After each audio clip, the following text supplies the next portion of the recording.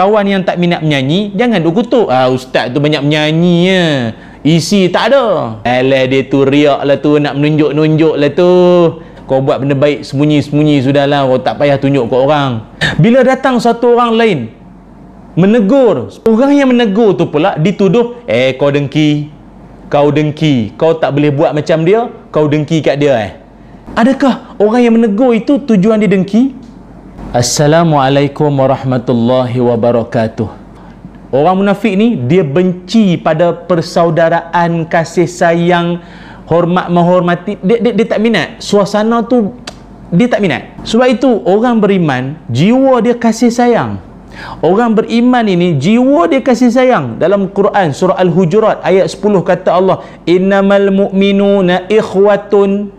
Sesungguhnya kata Allah, orang beriman itu bersaudara. Munafik tak? Kalau munafik, orang-orang hatinya hati busuk ni semua dia tak minat. Dia tengok orang berbaik-baik, dia meluat. Alah, berbaik-baik konon. Dalam suasana kita dalam sibuk melaksanakan kebaikan, kita jangan sampai terjerat dengan jerat-jerat syaitan.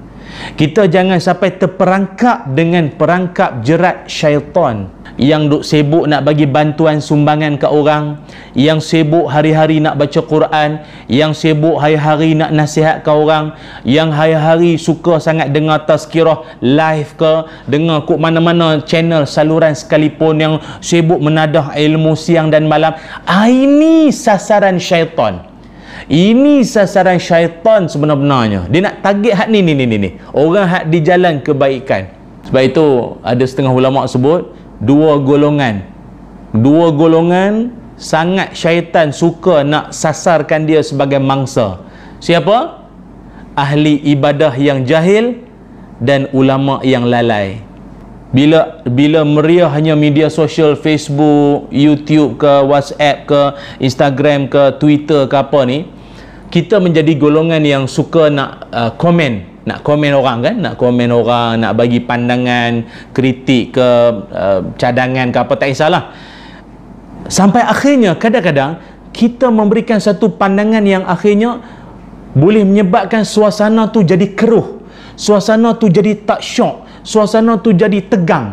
Kawan tu buat benda baik, kawan tu buat benda elok, benda baik, boleh jadi contoh, maka dituduh dia tu, alah dia tu riak lah tu, nak menunjuk-nunjuk lah tu, kan? Tak payahlah nak tunjuk ke orang kau punya kebaikan tu. Kau buat benda baik sembunyi-sembunyi sudahlah, kau tak payah tunjuk ke orang. Dituduhnya riak. Bila datang satu orang lain menegur perbuatan kawan ini, orang yang menegur tu pula dituduh, kau dengki, kau tak boleh buat macam dia, kau dengki kat dia. Teguran untuk saya dan kita bersama, sebagaimana kita jangan sesekali nak mempertikaikan ikhlas orang lain, jangan mempertikaikan soal keikhlasan orang. Aku rasa dia tu tak ikhlas lah, aku rasa dia tu riak sebenarnya. Tak boleh menilai hati orang, tak boleh. Kita tak tahu dia benda dalam, keikhlasan benda dalam. Tapi jangan pertikaikan keikhlasan dia. Maka begitulah juga, jangan pertikaikan perasaan atau dengki orang. Kita tahukah dia tu dengki? Kita tahukah dia tu sedang hasad? Adakah kerana dia menegur satu orang, maka yang menegur itu kita kata, kita claim dia, ni dengki, kau tak boleh buat macam dia, kau dengki. Adakah orang yang menegur itu tujuan dia dengki? Siapa tahu? Sebab itu dalam hidup, jangan tuduh orang riak dan jangan senang-senang tuduh orang dengki. Mana kau tahu bang? How do you know? Cakap orang putih pula dah. Dalam hidup kita bermasyarakat, lazimkan beringat 3 perkara. Pertama sekali, jangan bersangka-sangka. Jangan mudah sangat bersangka-sangka. Kata Allah Ta'ala dalam Quran surah Hujurat ayat 12, inna ba'da zanni ithmun.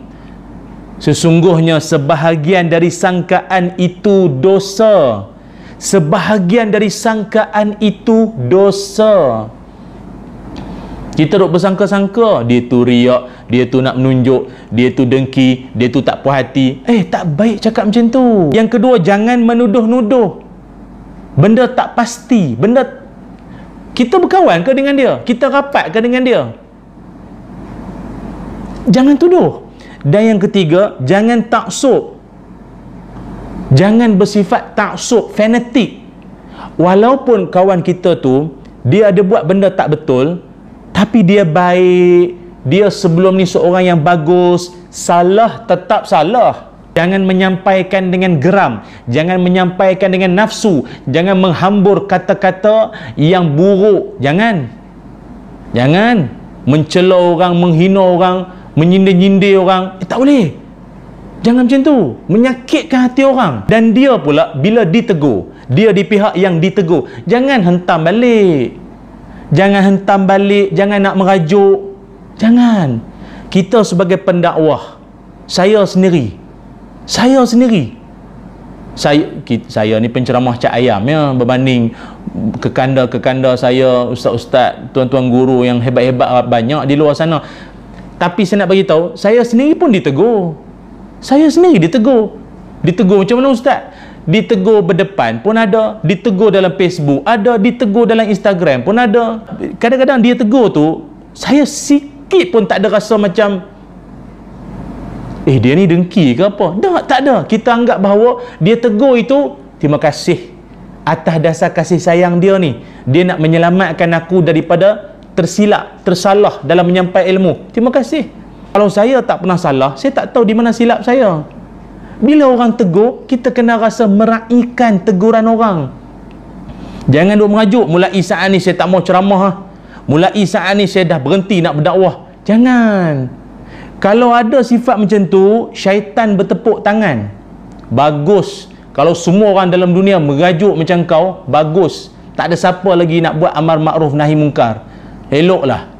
Jangan macam tu. Terima kasih menegur saya. Terima kasih. Dan pihak yang menegur pula dengan cara yang paling terbaik, dengan cara yang menghormati dia tanpa merendahkan orang yang ditegur, menghormati kedudukan dia, nasihatkan dengan cara yang paling sesuai sekali. Kaedah dia. Sesama asatizah, sesama pendakwah, ustaz-ustazah ni pun masing-masing ada bidang. Masing-masing ada bidang tersendiri, kemahiran, kepakaran. Ada ustaz-ustaz kita ini gelanggang dia masjid ke masjid, buka kitab turas, kitab kuning, membahaskan tentang isu-isu yang jarang-jarang orang bincang. Kitab-kitab yang memerlukan pemahaman yang tinggi. Ustaz-ustaz kita ni saya sangat salut, saya sangat respect. Ini memang mutaakhir ini golongan yang boleh baca kitab-kitab turas, kitab lama ni tak semua mampu. Kita hormat pandangan dia, kita hormat cara dia. Jangan kata kat dia pula apa mengajar ketinggalan zaman. Jangan. Kitab itu tinggi sangat nilai dia. Ada guru kita yang dia ni, atau ustaz kita, penceramah ke, pendakwah ke, dia lebih dengan kesenian. Dia bercakap sikit menyanyi, dia cakap sikit bersyair, dia cakap sikit berpantun. Hormat cara dia. Hormat cara dia. Dia baru cakap sikit, inilah sebahagian sifat mahmudah. Dia tarik sikit. Okeylah, jadi halwa telinga. Kawan yang tak minat menyanyi, jangan duk kutuk. Ustaz tu banyak menyanyi ya. Isi tak ada. Tak ada isi pun. Bayar mahal, menyanyi sedap. Jangan, tu cara dia. Ada orang suka dengan pendekatan macam tu. Ada ustaz-ustaz kita atau pendakwah kita, dia suka dengan cara motivasi latihan. Dia bentang slide, dia tunjuk ini 30 tips menjadi bapa cemerlang, 65 tips kaedah menjadi ibu misali, ibu yang memahami jiwa anak. Kan? Ada penceramah pendakwah yang lebih kepada orang panggil apa? Bantuan kemanusiaan, suka terlibat dengan, dia panggil street dakwah lah. Dia pergi ke jalan-jalan, lorong-lorong. Kalau panggil dia ceramah di masjid, mungkin dia tak berapa rancak sangat. Tapi kalau ajak dia turun pergi ke perkampungan orang asli, seberang sungai, pergi ke lorong-lorong, kawasan gelandangan, itu dia minat. Bagi sumbangan. Cara dia. Dan dia berdakwah terus dengan orang-orang macam tu.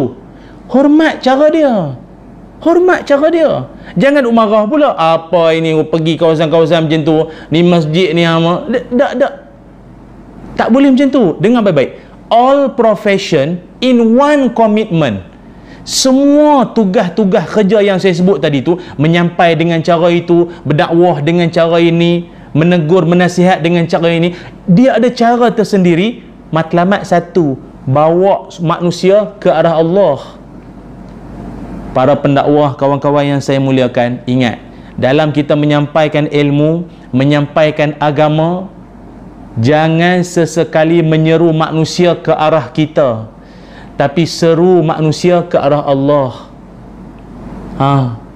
Kalau orang berdakwah menyeru ke arah dia untuk menuju ke dia, musnah. Sama ada dia musnah maupun dia boleh memusnahkan orang yang mengikut dia. Salah tujuan. Kita nasihat, dakwah sebenarnya nak bimbing hati-hati manusia menuju pada Allah. Makin dengar dakwah dia, makin dengar nasihat dia, makin seronok nak solat. Makin dengar tazkirah dia, makin syok nak baca Quran.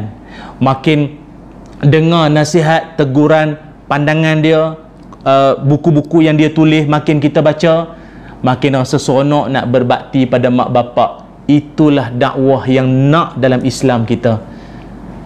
Sebab itu teman-teman, ingat, kalau nak terlintah dalam hati kita, kadang ada orang dia takut, ustaz, habis tu kalau saya ni kira dengki ke hasad ke macam mana ustaz? Ingat, ada juga dia macam dengki tapi dia bukan dengki, dia bukan hasad. Ada juga disebut sebagai ribtah, iaitu kata Nabi Muhammad sallallahu alaihi wasallam, kalian sesekali tak boleh hasad ataupun dengki ini kecuali pada dua golongan.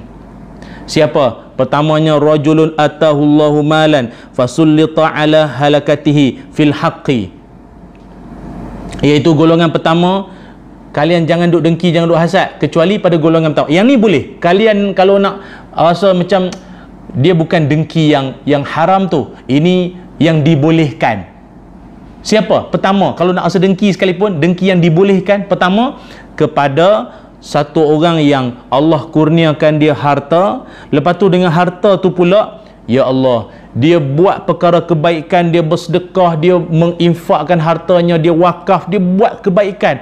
Itu patut kita rasa cemburu dengan dia, kena ada rasa jealous dengan dia. Insya Allah dia tu bagusnya, Allah bagi nikmat kat dia, bisnes dia menjadi, dia buat marketing pun bagus, lepas tu dengan duit yang dia dapat, dia bagi duit kat mak bapak dia, lepas tu dia sumbang kat masjid, dia tolong orang susah pelarian ke apa, bagusnya dia. Itu kita kena jealous dengan dia, sebab dia membawa kita ke arah kebaikan. Yang keduanya ialah warajulun atahullahul hikmata fahuwa yaqdi biha wa yuallimuha, iaitu satu orang yang kita kena ada rasa jealous dengan dia, iaitu orang yang Allah kurniakan pada dia ilmu Quran, ilmu as-sunnah, ilmu agama Allah bagi pada dia, dan dia gunakan ilmu itu untuk amalan dia, dan dia mengajarkan pada orang lain, dia dakwah pada orang lain. Kena ada rasa jealous tu. Ustazah tu muda lagi, tapi kalau dia bercakap, kalau dia bagi tazkirah, hati ni rasa sejuk, rasa nak buat baik, rasa. Orang macam ni kita kena ada rasa jealous. Aku pun muda juga, tapi pasal apa ustazah tu boleh buat macam tu? Aku pun nak jadi macam dia lah. Itu silakan. Yang itu okey. Cemburu dengan orang yang dapat ilmu, dan dengan ilmu tu dia buat benda baik, dia dakwah, kita kena ada jealous dengan dia, sebab dia membawa kita ke arah kebaikan. Dan satu lagi juga disebut macam dengki juga, namanya munafasah. Munafasah ni maksudnya persaingan. Kita bersaing. Tengok kawan kita semayang tarawih. Semayang tarawih. Semayang tarawih, kawan aku tu dengan sakit, dengan makan ubat macam-macam, tapi tarawih tak tinggal. Tak boleh. Aku pun nak macam dia juga. Tiap-tiap malam aku nak bangun tarawih. Sama macam dia. Malu aku dengan dia. Bersaing atas kebaikan. Kata Allah, wa fi zalika falyatanafasil mutanafisun. Surah Mutaffifin ayat 26. Dan untuk yang demikian itu, mereka dalam keadaan berlumba-lumba, bersaing sesama mereka ke arah kebaikan. Ataupun kalau dalam ayat yang lain, fastabiqul khairat, berebut-rebut untuk buat perkara kebajikan, perkara kebaikan. Sebab itu kawan-kawan yang dirahmati Allah sekalian, marilah sama-sama kita ambil satu kesedaran. Moga-moga Allah Ta'ala jadikan diri kita ni bukan di kalangan orang yang mudah hasad, mudah dengki pada orang atas nikmat yang Allah kurniakan pada siapa pun atas dunia ini.